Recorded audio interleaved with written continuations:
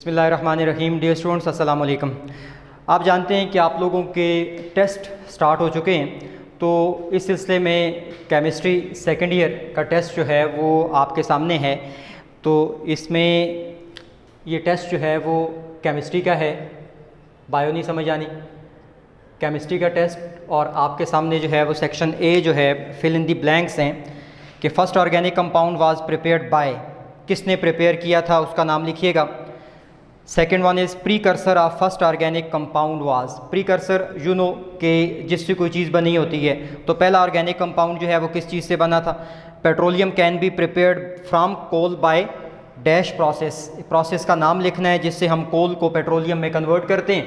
और नंबर 5 है vital force theory was propose by scientist, का नाम जो है वो लिखिएगा।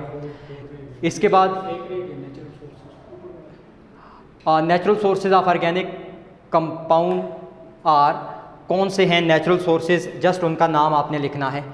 इसके बाद शॉर्ट क्वेश्चंस हैं कि define organic compounds and organic chemistry, जो मॉडर्न डेफिनेशन है दोनों की, ऑर्गेनिक कंपाउंड की और ऑर्गेनिक केमिस्ट्री की, वो लिखनी है। और number 2, why some compounds are considered as inorganic although they contain carbon, कि कुछ कंपाउंड्स में कार्बन मौजूद है लेकिन इसके बावजूद उनको इनऑर्गेनिक कंसिडर किया जाता है, क्यों किया जाता है।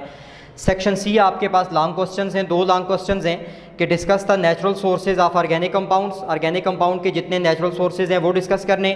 और number 2, discuss carbonization of coal and FT process, दोनों को, कार्बोनाइजेशन ऑफ कोल को भी और एफटी प्रोसेस को भी डिटेल में डिस्कस करना है। तो dear student, second year chemistry का ये आपके सामने टेस्ट था।